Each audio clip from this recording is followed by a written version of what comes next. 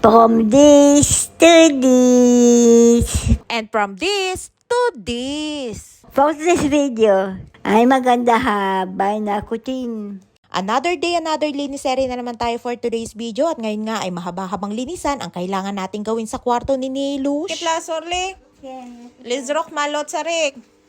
מטריות צריך, מטריות. כן.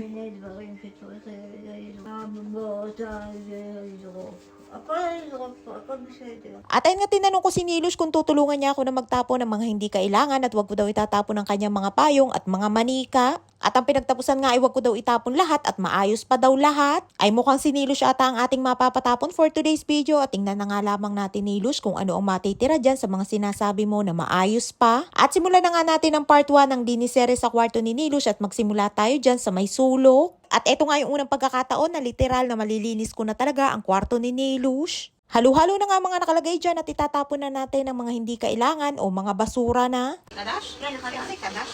לחדש. זה אימיים. אני לרוב.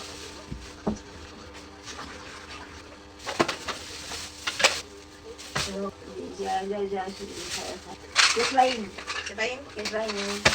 Lahat na nga lamang para kay Nili ay bago pa tayo nga't gusto pang makipag-agawan dyan sa sirang electric toothbrush at tayo pang ipatapon. Akala mo naman na rin si Nilush siya meron pang tututbrushan at syempre hindi tayo papatalo kay Nilush at ang mga kailangang itapon ay dapat nang itapon. At ayun meron pang timbangan na basag-basag na din ang gilid at bago natin i-shoot sa basurahan ay subukan muna natin kung gagana pa sa akin. 62. At yan nga lumabas sa hula na 62 kilos na ako ay mukhang sira na nga talaga yung timbangan o sadyang hindi ko lang matanggap na 62 kilos na ako. Flashlock mo na. Lekem של נילוש. זה גמד, זה יופי, זה גמד, מה זה? גמד, סנטה. מוסקרצ'ון כן בסנטה. מוסקרצ'ון, לפרפדה, שושי, יקובית, שיודו, שיוכיתי, יקובית. At ayun meron pang laruan na tinapay si Nilush na napotpot at meron pang Santa Claus. At ang tawag nga ni Nili kay Santa ay Moskretsu na ang ibig sabihin ay Santa Claus sa salitang Romanian. Meron nga din diyang mga garapon si Nilush na kung ano-ano mga nakalagay katulad niya na may mga sabon. Meron ding mga lipstick at may mga kung anik-anik. Andyan nga lamang si Nili sa tabi ko para alam at kita niya ang ginagawa ko at para alam niya din kung ano yung mga kinukuha ko na kailangan ng itapon. Meron nga din si Nili na iba't ibang klase ng mga manika at meron ding mga stop toys. Imayin nyo na, mine. Main nyo na. Imayin nyo na daw, mine. Makaramse? Main nyo na, ma'am. Anong minyo manaw? Mine. Mine. זה בבוא תיאטרון. כמה זה עולה? לא יודעת, זה הרבה כסף עולה. 40 כזה מיליון? לא, זה בבוא תיאטרון, יש בבוא תיאטרון פה. Mine. מיין. Mamanika ni Nilush. At kimutak ni At ayun nga takala mo'y nasa live selling na nagpapamay ng mga manika ni Nilush. At sabi nga ni Nili ay yan daw ay mga manika na pang teatro. At binibiro ko nga si Nili at sabi ko ay para siya yung isang manika dahil kamukha niya. At ayun nga at meron pa siyang isang set ng mga manika na pang teatro at nakakatuwa nga si Nili dahil maingat siya sa kanyang mga gamit. Mine sapatos. מיין ספטוס, מיין ספטוס. Mine sapatos. זה של הנעליים שלי. נעליים של נילי. נעליים שלי, כן. מספר 39. Size 30, 39. Mine sapatos. מיין ספטוס. זה שלי, הכל שלי. Mine tinapay. כן. Nilush. Mine Santa. מיין סנטה.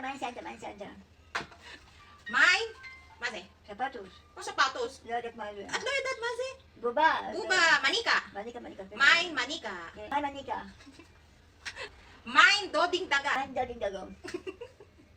At ay nga takala mo'y mali-mali si Nilush at bawat sabi ko ay sunod din naman. Mayroon din pala akong nakuha dyan ng mga plato at platito at siguro ay ilang dekada na din yan na nakatambak dyan. זה משהו יפה. מיסה. At ay nga nakakagulat ang manika ni Nilush at akala mo yung Dracula na nakahiga. Sari-sari na nga lamang ang nabubungkal ko din sa kwarto ni Nilush at ayun nga at meron pang pinutol na nakataling buhok. Buhok yan siguro ni Nili noong mga panahon na bata-bata pa siya at kulay blondie pa nga. Grabe nga magtago ng mga gamit si Nilush at pati nga kanyang buhok ay hindi pinatawad at itinago din. Pwede din kaya yung ibenta kay Boss Toyo o baka ako pa ang mapagkamala na ako ang may toyo. Puno nga din ang basura dyan sa CR ni Nilush at yung iba nga ay nailabas ko na din. Kinuha ko nga yung istante para pwedeng paglagyan ng mga gamit ni Nilush na maiiwan para mas magandang tingnan. Mine, pitus. Zetinok siya nili. Igatin na bumatinak. Ate nga't meron pang baby na manika si Nilush at sa liit nga ay akala mo'y pitos pa. At para nga magluwag ay inilabas ko na muna yung paunang batch ng mga basura. At dahil nalinis ko na nga din yung kusina ni Nilush ay wala na nga sa gabal sa daanan kaya mabilis ko na din na nailabas. At yung bitbit ko na kahon na yan ay galing yan sa CR ni Nilush. At nalingat nga lamang ako ay nakuha na agad yan laro ang tinapay. Manya sa tiyak tanay. At ay nga't sabi ni Nilush ay lakman niya daw na maliit at kanya na lamang daw yan at itatago niya.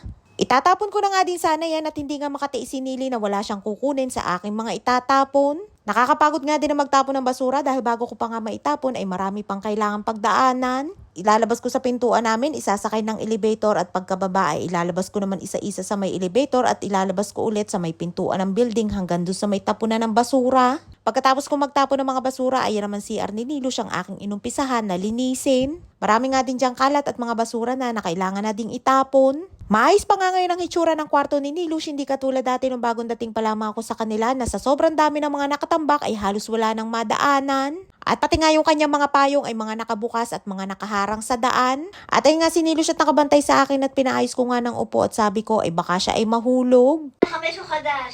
הוא חדש או שונה 5? זה חדש.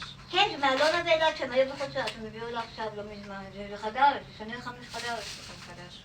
זה חדש, תראו לכם. זה חדש. הנה, שימי פה. Nakakita nga ako ng Chanel na pabango at pinagpipilitan nga ni Nilush na bago pa daw yun. Ay kailan pa kaya naging bago Nilush na yung kahon na pinaglalagyan ay mukhang panahon pa ni Kupong-Kopong sa sobrang luma na. At ay nga't meron pang Clorox powder at siguro ay nasa mahigit 20 years na din yan na nakatago dyan. Sari-sari na nga lamang ang mga itinatago ni Nilush at marami nga din akong nakuha dyan ng mga pinaglagyan ng mga panglinis ng CR. At ay nga't naalis ko na lahat ang laman ng cabinet at ibabrush ko muna yan at lilinisin bago ko ulit ibalik yung mga gamit ni Nilush. Meron nga din akong nakita na malalaking shell dun sa taas at iba na nga ang kulay nung isa at kulay puti na dahil na-brush ko na. Sa sobrang tagal na nga din yan ay nag-iba na ang kulay kaya naman from this to this. O diba parang mga bagong huli lamang at ang malinis ko nga ay lumitaw ang tunay na kulay. Itinodo ko na nga ang paglilinis at binrush ko na din yan dingding para maalis yung dumi at mga alikabok.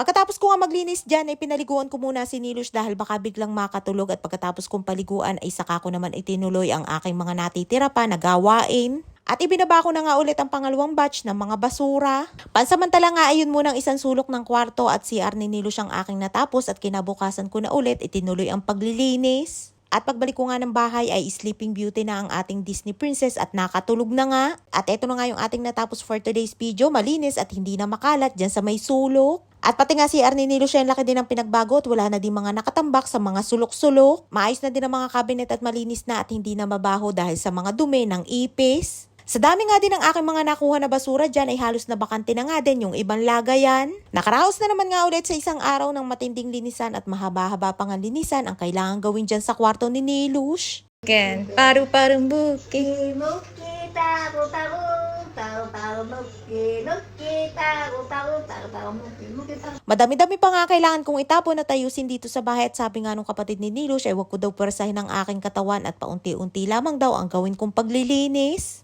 Gabi na nga din ako nakapahinga at mag-aalas 7 na nga yan ng gabi pero maliwanag pa. Napakaganda na nga ngayong pagmasda ng bahay ni Nilush, malinis, maaliwalas at malawak na nga din tingnan. Ay siya nga dito lang ang ating kwento for today's video at abangan nyo po ang ating mga susunod pa na mga linis serye. Maraming po salamat sa inyong suporta at laging panonood. Mag-ingat po tayong lahat palagi. And please follow and share ako Infinity Private Resort and Events Place and please subscribe to my YouTube channel.